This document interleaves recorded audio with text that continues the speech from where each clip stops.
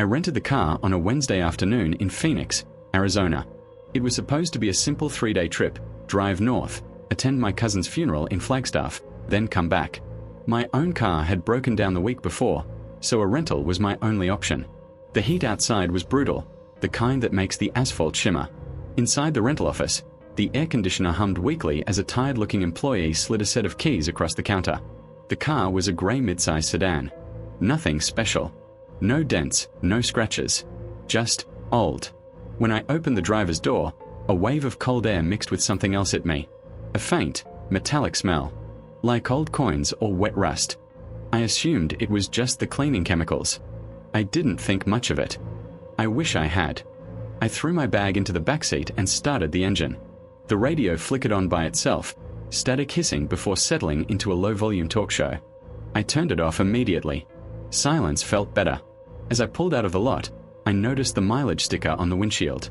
The odometer seemed high. Way higher than I expected for a rental car. Over 170,000 miles. That struck me as odd, but again, I brushed it off. The drive north was long and lonely. Miles of desert gave way to winding mountain roads. As the sun dipped lower, the temperature dropped fast. I rolled the windows up and turned on the heater. That's when I noticed the smell again.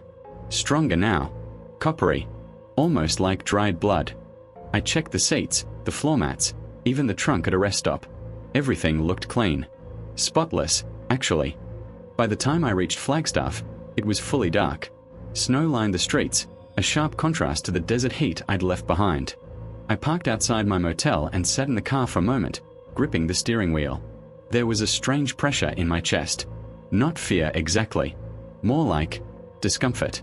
As if I'd walked into a room where an argument had just ended. That night, I barely slept. Every time I closed my eyes, I smelled that same metallic scent. It felt stuck in my nose.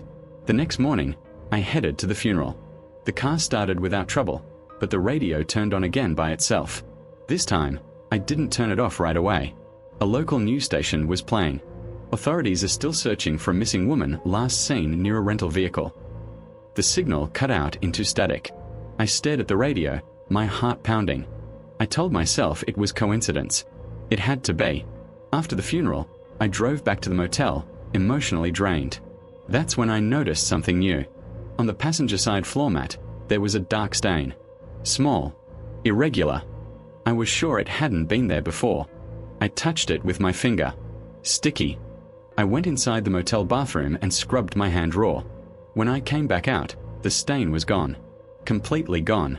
The carpet looked brand new. That night, I dreamed of hands pressing against the inside of a car trunk. Fingernails bending backward as they scratched for air. I woke up screaming. The smell was stronger than ever. The next morning, I decided to leave early. I didn't even wait for checkout time. As I loaded my bag into the trunk, I noticed scratches on the inside lip. Long, thin grooves. Like someone had clawed at the metal. My stomach dropped. I slammed the trunk shut and got into the driver's seat, my hands shaking. Halfway back to Phoenix, my phone lost signal. The road was empty. No cars. No signs of life. That's when I heard it. A soft thump from the backseat. I froze. Another thump. Louder this time. Hello. I whispered, hating how weak my voice sounded. Silence. Then, breathing. I hit the brakes and pulled over, my heart slamming against my ribs. I grabbed the tire iron from the trunk and yanked open the back door. Nothing. No one. Just the seat. Clean. Perfect. As I got back into the car, I noticed the rearview mirror.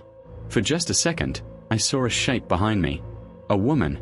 Her mouth open wide in a silent scream. Her eyes, empty. I spun around. Nothing. The smell was unbearable now. I drove the rest of the way without stopping, my knuckles white on the steering wheel. When I finally reached the rental return lot, I jumped out and left the keys on the counter without saying a word. The employee frowned. "Did something happen with the vehicle?" he asked. I shook my head and walked out. A week later, I saw the news. The missing woman had been found. Dead. She'd been trapped in the trunk of a rental car after being abducted. The model. The color.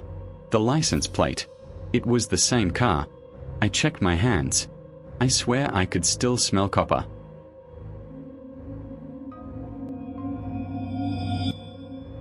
I rented the car in Columbus, Ohio, on a rainy Friday evening. I was in town for a short construction inspection job, 2 nights, 3 days at most. My company booked the rental for me, so I didn't get to choose the car. The guy at the counter barely looked up when he handed me the keys. He just said, "Parking garage, level 3. The garage smelled like oil and damp concrete. My footsteps echoed as I walked between rows of parked cars. When I reached the rental, a black SUV, I noticed something strange immediately. The engine was already warm. I placed my hand on the hood. Definitely warm. I stood there for a moment, listening. No engine noise. No lights. Nothing. I told myself someone must have just parked it. Still, it didn't feel right. The inside of the SUV was spotless. Too spotless. No personal items, no trash, no smell of air freshener. Just a neutral, cold interior. I adjusted the mirrors and noticed the rearview mirror was tilted down slightly, as if the last driver had been shorter than me. As I pulled out of the garage, the rain intensified. The windshield wipers moved on their own, slow, deliberate strokes. I hadn't touched the control. I flicked it off, annoyed. 10 seconds later, they turned back on. I muttered, "Great. Broken already." The drive to the hotel took about 20 minutes. During that time, the radio changed stations 3 times by itself. Each time, it landed on static heavy talk radio. Every voice sounded distorted, slowed, almost underwater. That night, I parked the SUV directly outside my hotel room. I always do that when I travel alone. Makes me feel safer. Before going inside, I double-checked that the engine was off and the doors were locked. The headlights blinked twice in confirmation. At around 2:13 a.m., I woke up to a low rumbling sound. At first, I thought it was thunder. Then I realized it was coming from right outside my room. An engine. I peeked through the curtain. My rental SUV was running. Headlights on. Exhaust pouring into the cold night air. My stomach dropped. I rushed outside in my socks, heart racing. The driver's seat was empty. Doors locked. Engine running. I pressed the lock button again. Nothing happened. Then the headlights flicked off. The engine died. I stood there shaking, listening to the rain hit the pavement. Maybe I'd hit the remote accidentally in my sleep. That explanation felt weak, but I clung to it. I went back inside and barely slept for the rest of the night. The next morning, I checked the dash. The trip meter had changed. It showed 17 miles driven. I hadn't gone anywhere. I called the rental company immediately. The woman on the phone put me on hold for several minutes. When she came back, her voice was different. Tighter. "Sir, that vehicle hasn't been reported stolen or moved." "I'm telling you it moved," I said. "It turned on by itself." Another pause. "Just bring it back after your trip," she replied quickly. "We'll check it then." I spent the rest of the day on edge. Every time I parked the SUV, I checked the windows, the mirrors, the locks. That evening, I decided to watch it from my room. I left the curtain open and sat on the bed. At 1:47 a.m., the brake lights turned on. The SUV reversed slowly, smoothly, like someone was carefully backing out. It turned the wheel and rolled out of the parking spot. No one was inside. I watched, frozen, as it drove out of the motel lot and disappeared down the road. I didn't sleep at all after that. At sunrise, I went to the front desk and told them my rental car had been stolen. The clerk frowned and pulled up the security footage. We watched the screen together. The SUV moved exactly like I described. Doors never opened. No driver visible. The clerk whispered, "That's not possible." 3 hours later, the SUV was found. Parked perfectly in the same spot. Engine off. Keys still in my room. The police questioned me. I could tell they didn't believe me. One officer asked if I'd been drinking. Another asked if I was on medication. Inside the SUV, they found mud on the tires. Fresh mud. And handprints on the inside of the windshield, pressed from the inside out. Small handprints. Like a child's. I refused to drive it again. The rental company sent a tow truck and gave me a different vehicle. Before the SUV was loaded up, I noticed something carved into the inside of the driver's door frame. 3 words. "I still drive." The rental company later told me the SUV had been involved in a fatal accident years earlier. A family. A drunk driver. Their car had rolled into a lake. The father survived. The rest didn't. Apparently, He used to sit in the driver's seat afterward. 4 hours. Engine running. Waiting. I quit that job early. Flew home instead of driving. I still check outside hotel rooms at night. Sometimes, I hear an engine start. And I don't even own a car anymore.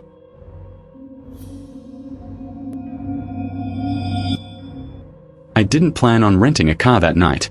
My flight landed late in Boise, Idaho, delayed nearly 4 hours because of a snowstorm. By the time I reached baggage claim, the airport was almost empty. Most rental counters were closing. I ran, toward the last open desk before the light shut off. The woman behind the counter looked exhausted. Dark circles under her eyes. She didn't smile. She didn't ask questions. She just scanned my ID, printed the paperwork, and slid the keys toward me. "Return it full," she said flatly. That was it. No explanation. No warning. The car was parked in the far corner of the lot. A white compact sedan. Older model. Snow had already started to collect on the roof. As I approached, the headlights flashed once. I stopped walking. I hadn't pressed anything. I looked around the lot. No one else was there. The headlights stayed on for 3 full seconds, then turned off. My heart thumped harder than it should have. I unlocked the door. The interior light came on, and immediately went out. The cabin was dark. Too dark. The smell hit me next. Stale air. Old breath. Like the inside of something that had been closed for a long time. I turned the key. The engine started instantly. No hesitation. The radio was already on. Static. Beneath it, faintly, I heard what sounded like whispering. I turned the volume knob down. The whispering didn't stop. It took me a second to realize it wasn't coming from speakers. It was coming from behind me. I checked the back seat. Empty. No luggage. No shadows. Nothing. I told myself it was exhaustion. I'd been traveling since sunrise. The hotel was only 30 minutes away. I pulled out of the lot and onto the highway, snow falling heavier by the minute. About 10 minutes into the drive, I noticed something strange on the dashboard display. A warning message flashed briefly, then disappeared. Rear occupant detected. I laughed. Actually laughed. Real funny, I muttered. The car didn't have that feature. I was sure of it. This was an older model. No advanced sensors. No smart tech. Still, my hands tightened on the steering wheel. Then the message came back. This time, it stayed. I pulled over onto the shoulder, hazard lights blinking. Snow crunched beneath my boots as I stepped out. I opened the rear door. Nothing. The seats were spotless. No movement. No warmth. No sign anyone had been there. I checked the trunk next. Empty. Completely empty. When I got back into the driver's seat, the message was gone. The radio turned itself off. The rest of the drive passed in silence. Or so I thought. I didn't notice the breathing until I parked at the hotel. Slow. Shallow. Coming from inside the car. I froze with my hand on the door handle. The breathing stopped. I sat there for a full minute before forcing myself out. I locked the car twice and went straight inside, not looking back. That night, I dreamed I was sitting in the back seat, unable to move, watching myself drive, watching myself breathe. When I woke up, my phone showed a missed notification from the rental company. Timestamped 3:11 a.m. Vehicle in use outside rental agreement area. The next morning, I went straight to the parking lot. The car was covered in snow, but the rear window was clear. Perfectly clear. Like someone had been breathing against it all night. Inside, the smell was stronger. I gagged. Something metallic. Rotting. The passenger seat was pushed forward slightly. The rear floor mat was damp. And there were footprints. Bare footprints. Leading from the back seat toward the driver's seat. I drove straight to the rental office. I didn't care if I was late for my meeting. The same woman was behind the counter. I told her everything. The warning. The movement. The breathing. The footprints. She didn't look surprised. She sighed and typed something into her computer. Then she leaned closer to the counter and lowered her voice. "You didn't look in the car before you left, did you?" My stomach dropped. "What?" "You didn't check the backseat." She explained that the car had been returned late the night before. Very late. From a rural area. The previous renter hadn't cleaned it out. When staff opened it that morning, They found blood. Not much, but enough. The renter claimed an animal had hit the car. There was no police report. No questions asked. The car was cleaned. Sent back into rotation. Sometimes, she said quietly, people don't leave when you think they do. I handed her the keys. I want a different car. She shook her head. There are no others. Against my better judgment, I took it back. I needed to get home. Snow was getting worse. Flights were cancelled. 30 miles outside the city, the dashboard message appeared again. Rear occupant detected. This time, a second line appeared beneath it. Do not stop. The breathing returned. Louder now. Wet. Gurgling. The rearview mirror fogged up. Slowly. Deliberately. A handprint appeared. Pressed from the inside. I screamed and floored the gas.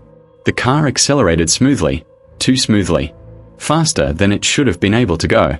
The breathing turned into whispering. Words I couldn't understand. Then a voice. Clear. Right behind my ear. Don't look. I didn't. I couldn't. Tears streamed down my face as I drove, blind with fear. The car slowed on its own. Turned off the highway. Down a narrow, snow-covered road. I wasn't controlling it anymore. We stopped in front of a wooded area. No lights. No buildings. Just trees. The engine shut off. The doors unlocked. The pressure in the car lifted. The breathing stopped. I sat there shaking until my body went numb. Then I ran. I didn't grab my bag. I didn't lock the car. I just ran toward the road, waving my arms when headlights finally appeared. A truck driver picked me up, took me to the nearest town. The rental company later told me the car had been reported missing. When police found it, there was no damage. No blood. No footprints. But there was something else. A man's body was found in the woods nearby. Dead from exposure. No ID. No missing person report. They believe he'd been hiding in the car trunk during transport. Survived. Until he didn't. The car was rented again the next week. I never followed up. I never rent cars anymore. Because sometimes, they don't come empty. If even any of these stories made you uncomfortable, don't leave yet. The final details are the ones most people miss, and they're the reason these rental cars were never the same again. Real people. Real places. And consequences that didn't end when the engine stopped. Before you go, tell us in the comments which story disturbed you the most, and why. Like this video, subscribe the channel if you want more true horror that stays with you long after the screen goes dark. Because some rides don't end when you park.